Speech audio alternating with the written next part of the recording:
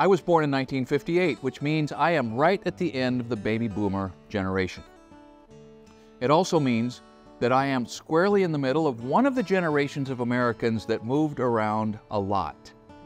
Now, most Americans have moved around a lot. We think of ourselves and have a reputation for being a mobile, westward moving society.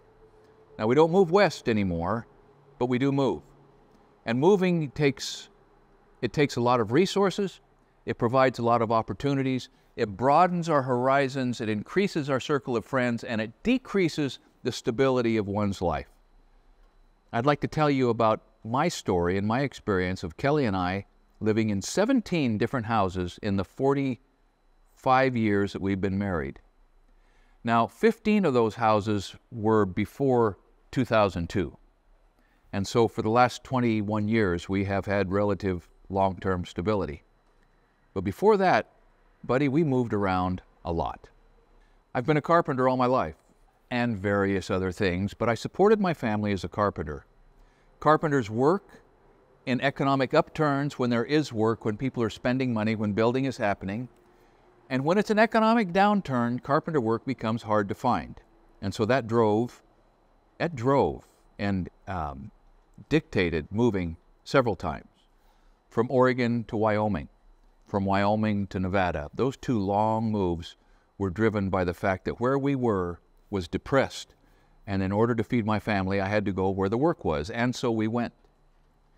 The other instances of moving were driven by a similar dynamic, and that is, in an upward climbing economy, I thought that I could buy a house, move my family into it, upgrade the house, sell it for more than I paid for it, and capitalize both on the improved value that my work provided and on the appreciation in the real estate market, which was happening whether my work was good or not. So between these two dynamics, we moved around a lot.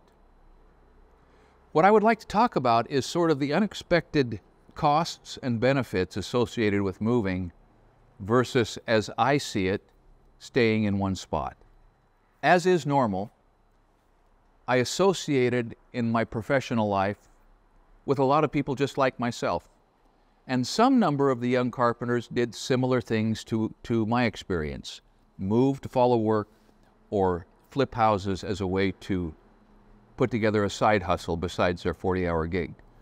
But some of the young carpenters tended to either build a house or fix up one house and stay there, save their money, be a little less driven. Perhaps it was a two-income family, so there was more discretionary income, but they tended to put down roots in one spot. So if I knew then what I know now, I think I would have moved around a little less.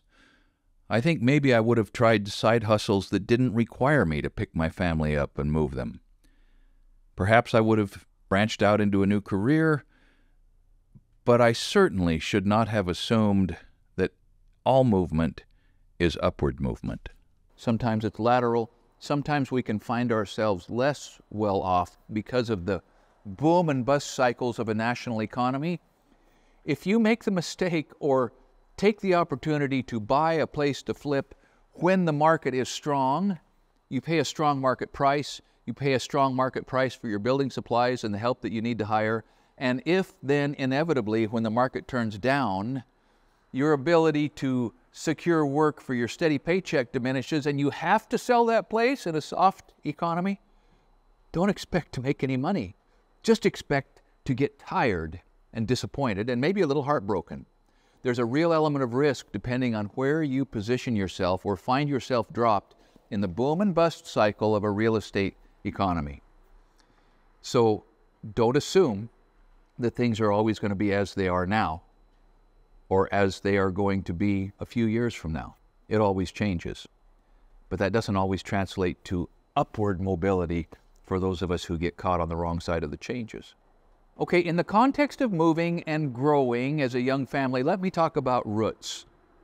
I've known several people, young men, my age, my peers, who stayed in one spot, whose circumstance, for some number of reasons, allowed them to weather the financial downturn and capitalize on the upturn from the same base of operations.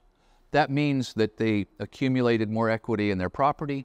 That means they had a closer relationship with the people in their neighborhood. That means their kids went to the same school and knew the same people, and they were in the same church congregation, and everything remained more stable, more known, more predictable, more peaceful for them. You contrast that with moving and the obvious insecurities and effort of moving, and it looks like staying in one spot is best. Well, sort of, but not always. I can tell you that it is the gypsies in life who know more people, who have more experience, who come across maybe more spectacular opportunities and are exposed to more opportunities for catastrophe. But one of the things that comes from moving from neighborhood to neighborhood, or from town to town, or from state to state, is you increase exponentially the number of people you know, and thus the number of things you get a chance to learn. There's nothing like dropping yourself and your family into a slightly different culture, or maybe, for those of you who have moved internationally, into a radically different culture, to come home wiser. It's one of the benefits of moving. It's one of the benefits of living with not just one set of neighbors, but maybe 5 or 6. We grow as people when we are forced to get along with more people. So, if I were to do it over again, knowing what I know now, I think I would stay longer in one spot, not be so panicked by economic downturn, not be so anxious to commit myself to a foreign shore, but I would resist the tendency to become calcified in one location. My daughter Amanda grew up moving a lot, and so when she and Ben were married, darn it, she wanted to move. She loved to move. She loved meeting new people and packing the boxes and unpacking the boxes and setting herself up in a new bedroom and bossing her brothers around during the process. Amanda was terrific. And she lamented the fact that she and Ben have had a very stable life. But I tell you what, she's thriving in that stable life, and her children are thriving in a life of stability. They have only moved, I think, 3 times. And it shows in the depth of their relationships and in the strength of their roots. And I'm proud of them. And she mourns the fact that she did not see more new horizons, but she rejoices in the depth of the relationships that she has and the predictability of her environment. So to wrap this up, I don't know if there's any wisdom in here for you, because every case is different. Sometimes, doggone it, you just got to go. But don't go because you're running away from something. Because if you get in the habit of moving to escape, there's never a place to settle down. And you're always looking over your shoulder with apprehension. If you're moving towards an opportunity, then by all means, go. And don't be afraid, because you'll figure it out. And if you have a good wife by your side who's just as courageous as you are, then be sure you find that wonderful woman. It's going to be an adventure that will expand you as people, and it will make your family more competent for the changes that life will thrust upon you when you're not ready for them. So the act of changing before changing is thrust upon you makes you more suited for adapting to the changes that are thrust upon you. It's one of the benefits of moving, I think. So move toward opportunity. Don't move to escape obligation. Move toward new friendship and hang on to the friendships that you accumulated where you were, and your wealth as an individual, as a human, will increase in direct proportion to the number of friends that you have, that you can call and talk to somebody you haven't talked to for 20 years who was a close friend in another state, and you realize what a blessing it was to have had that friendship in your hip pocket all this time. So, if I was going to do it different, I wouldn't do it much different, but I would not have been so quick to step away from something because of grass that was perceived to be greener on the other side of the fence. Because when you get right down to it, all grass is pretty much the same. It's the relationships that we can develop and the things that we can learn on different sides of the fence that perhaps at the end of the day will have made our life more fulfilled.